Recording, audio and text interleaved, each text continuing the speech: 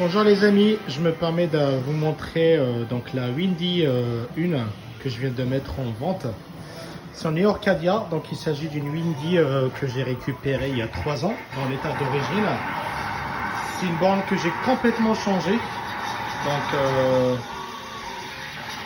comme vous pouvez le voir, c'est pas une borne qui a été peinte, mais j'ai gardé donc l'aspect d'origine de la borne avec les stickers. Donc elle a quelques imperfections, on a des grillons de plaques. Ceci dit, la borne a été donc démontée entièrement, nettoyée entièrement, et en termes de changement, je vous parle un peu de ce que j'ai fait. Donc, la borne est équipée d'un écran Toshiba, une platine MS8 29, entièrement capquitée, nettoyée à l'eau, passée au four comme je fais d'habitude. Là, comme vous pouvez le voir, il y a la télécommande à la MS8 avec un câble de télécommande tout neuf. J'ai peint toutes les parties métalliques qui étaient vachement rouillées, donc c'est en noir. Il y a un panel, un player câblé Sega. Les haut-parleurs de la borne ont été changés à neuf. Donc c'est des haut-parleurs identiques à ceux d'origine. Voilà, j'ai conservé les néons d'origine que j'ai recablé, bien sûr pour l'adapter à un câble à Sega. Voilà, ça c'est le tube.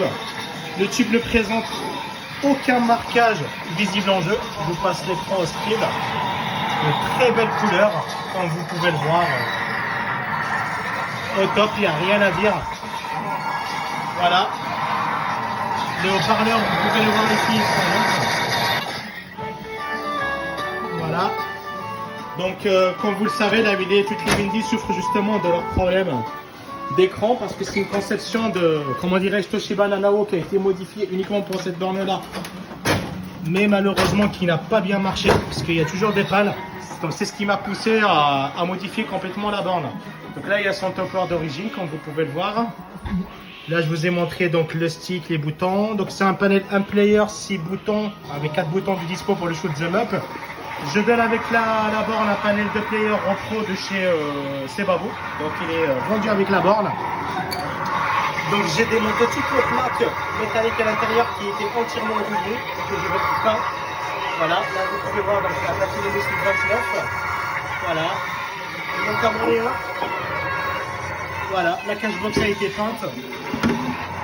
Voilà, le bac est complètement nettoyé, comme vous pouvez le voir, il est nickel chrome. Et à l'intérieur, donc vous avez un câblage Yamaha, donc Sega avec une NVS 4000 qui fait mono et stéréo, ce que la borne d'origine ne fait pas. Voilà. Donc LVS 4000, la borne elle est nickel, vous pouvez manger dedans, elle est nickel de chez Nickel, nettoyée, tout est peint, passé à poncé et peint avec de l'anti-rouille. Voilà, les portes aussi ont été peintes, voilà, toutes les portes. Là j'ai pas les serrures et les loquets parce que elle m'a été livrée comme ça à l'époque et j'ai galéré vraiment à trouver les loquets pour cette borne là.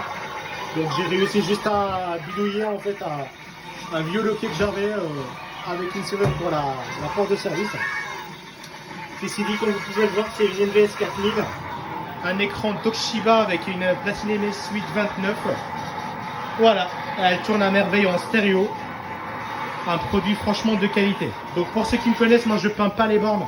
Je suis pas pour la peinture des bornes parce qu'une borne une fois peinte pour moi elle n'a plus d'histoire.